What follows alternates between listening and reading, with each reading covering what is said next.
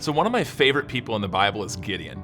And God has Gideon make his heroes of faith list in the book of Hebrews, but he makes it right at the end. He kind of gets the honorable mentions section of scripture there. But we're going to learn two amazing truths from Gideon today and tomorrow. But today, we're going to see that God prepares us to get through the big challenge of our life by going through little, small tests of faith.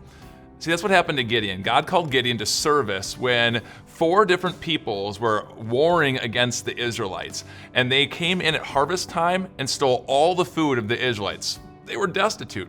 God calls Gideon to service, and Gideon, even though he's the lowest of the low, lowest family tribe, lowest in the clan, lowest in his own personal family, he still accepts. Small step of faith. God says, Gideon, before I can have you go national, you got to challenge you regionally. See that altar over there to a false god? Tear it down. Even though your dad's the priest of this false temple, tear it down. He does it. Small step of faith. Now Gideon, go call the Israelites into service. 32,000 follow him. Small step of faith.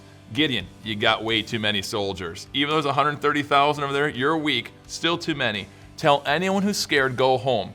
He does it. Small step of faith. Now only 10,000 soldiers are left, and God says you got still too many. Judges chapter 7. The Lord said to Gideon, there are still too many men. Take them down to the water, and I will sift them there for you. Whew, now we got the big step. I'm less than 10,000, so he brings them down to the water, and God says, any soldier puts his face down in the water, you can't have him. But anyone who scoops water up and laps it like a dog, those you can have. 300. God gave him just 300 soldiers left. Talk about a big challenge of faith. And, there's some Bible commentaries that say the reason they lapped like this is so they could keep their eyes on the horizon. They were the best soldiers. It seems to go against what God's trying to do here, weakening them. I think the reason why they couldn't bend down is because they physically couldn't. That God gave him 300 old fat dudes with bad knees. Now that makes sense, and that's a big test of the faith.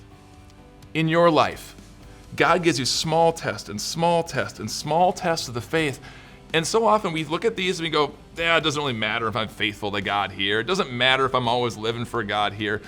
But as you always live for Jesus, keeping him as number one in your life, he grows your faith, he grows your trust. And then when you get positioned for the big challenge of faith, it's not a leap of faith.